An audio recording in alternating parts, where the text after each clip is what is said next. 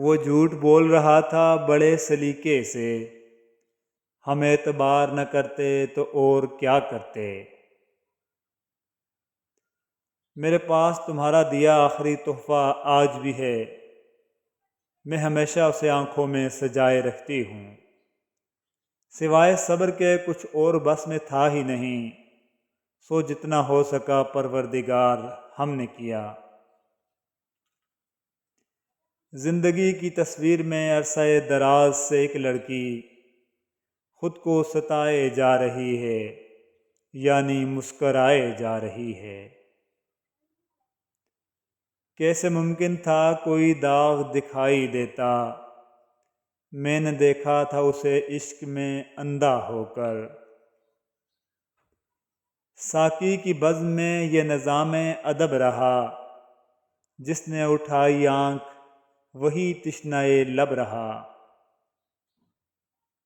محبت کو یہاں تک آج کے انسان لے آئے، جہاں کوئی حسین دیکھا وہیں ایمان لے آئے۔ سیاہ رات میں جلتے ہیں جگنوؤں کی طرح، دلوں کے زخم بھی محسن کمال ہوتے ہیں۔ لباس قیمتی ہو یا سستا، کردار کو نہیں چھپا سکتا۔ اپنے کردار کو اچھا کرو، ہر لباس میں اچھے لگو گے۔ اور یہ بھی ایک سچ ہے کہ تمہارے جیسی کوئی نہیں سے شروع ہونے والی محبت تمہارے جیسے بہت ہیں پر ختم ہو جاتی ہے۔ میری اذیت کی حد پوچھتے ہو، میں ہر نماز کے بعد اپنے لیے صبر مانگتی ہوں۔ جو درد تم محسوس کرتے ہو وہ پیغامات ہیں، انہیں غور سے سنو۔ کتنی عجیب بات ہے کہ ہم خود کو ترجیح نہیں دیتے، بلکہ اپنی زندگی میں ان لوگوں کو ترجیح دے دیتے ہیں جو اس کے قابل بھی نہیں ہوتے۔ عین سے عورت، عین سے عزت اور عین سے ہی عشق ہے، اور عورت کے لیے عزت کے بغیر عشق ادھورا ہے۔ ہم نے بہت کچھ سیکھا اس دنیا سے، نہ سیکھ سکے تو کسی کو بھول جانا۔ جس رشتے کو شک نے خراب کیا ہو اسے قسمیں ٹھیک نہیں کر سکتی۔ پہلے دیتے ہیں دغا اپنے کسی یوسف کو، پھر برا کہتے ہیں سب مصر کے بازاروں کو۔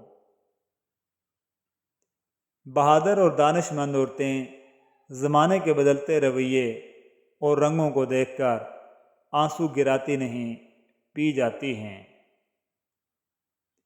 روح کے رازوں کی رسوائی ہوئی، دل کے اندازوں کی رسوائی ہوئی۔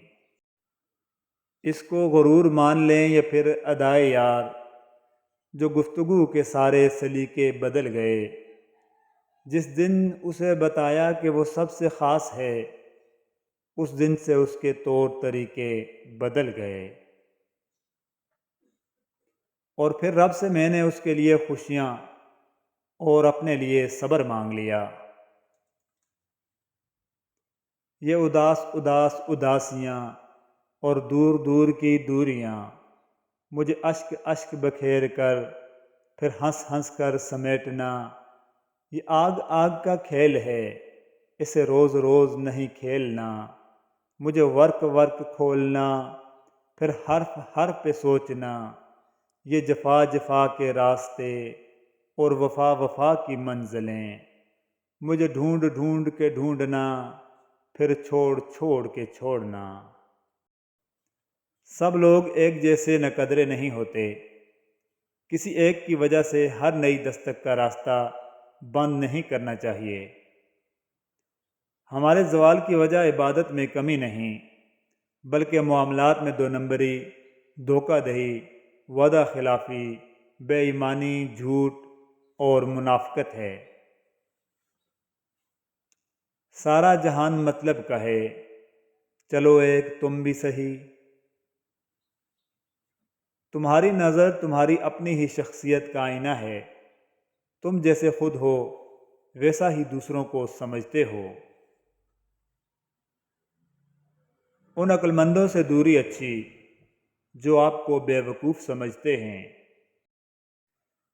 اور ایک بہت ہی پتے کی بات، اگر آپ ہاتھ پر ہاتھ رکھے اچھے وقت کے منتظر ہیں تو یقین کریں آپ کا اچھا وقت بھی ٹانگ پر ٹانگ دھرے آپ کی محنت کا انتظار کر رہا ہے۔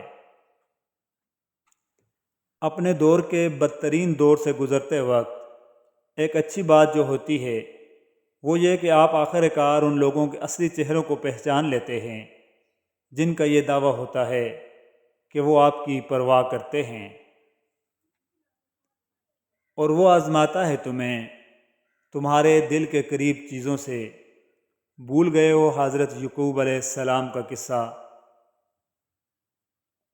زندگی کے اکثر مقامات جہاں پہ جانے کے لیے میرے ساتھ اللہ کے سوا کوئی نہ تھا، تب اندازہ ہوا کہ صرف اللہ کا ہونا کس قدر ضروری ہے۔